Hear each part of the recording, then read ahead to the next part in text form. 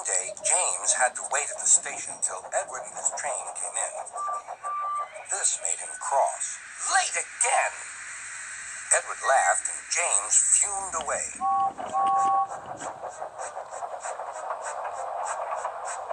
After James had finished his work, he went back to the yard and puffed onto the turntable.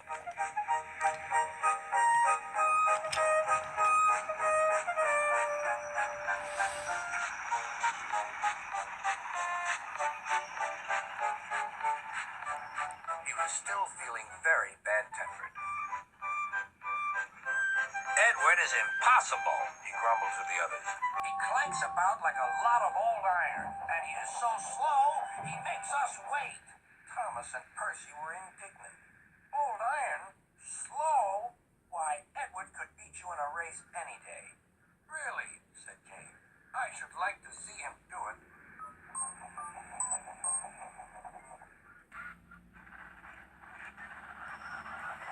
Next morning, James's driver was suddenly taken ill. He could hardly stand, so the fireman uncoupled James ready for shunting. James was impatient. Suddenly, the signalman shouted. There was James puffing away down the line. All traffic halted, called the signalman.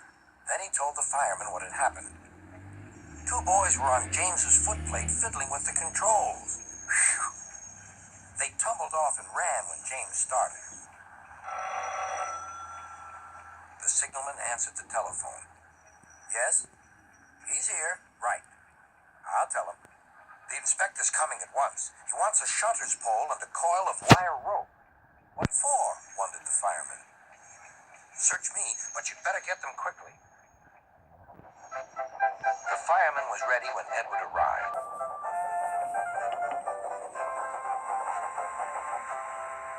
The inspector saw the pole and the rope. Good man, jump in.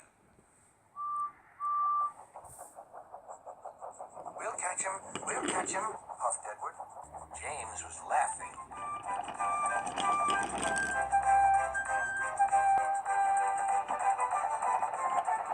What a lark, he chuckled to himself. Suddenly, he was going faster and faster. He realized that he had no driver.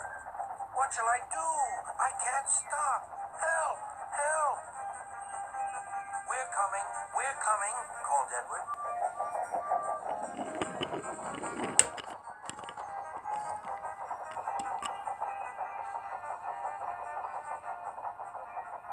Edward was panting up behind with every ounce of steam he had.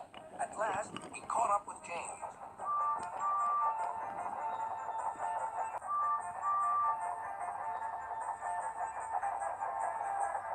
Steady, Edward, called his driver. The inspector stood on Edward's front, holding a noose of rope in the crook of the shunter's pole. He was trying to slip it over James's buffer.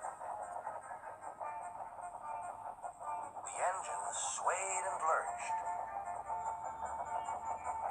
At last, got him, he shouted. He pulled the noose tight. Gently braking, Edward's driver checked the engine speed, and James's fireman scrambled across and took control. So, the old iron caught you after all, chuckled Edward. I'm sorry, whispered James. Thank you for saving me. You were splendid, Edward. That's all right, replied Edward. The engines arrived at the station side by side. Sir Topham Hatt was waiting. A fine piece of work, he said. James, you can rest and then take your train. I'm proud of you, Edward. You shall go to the works and have your worn parts mended. Oh, thank you, sir, said Edward.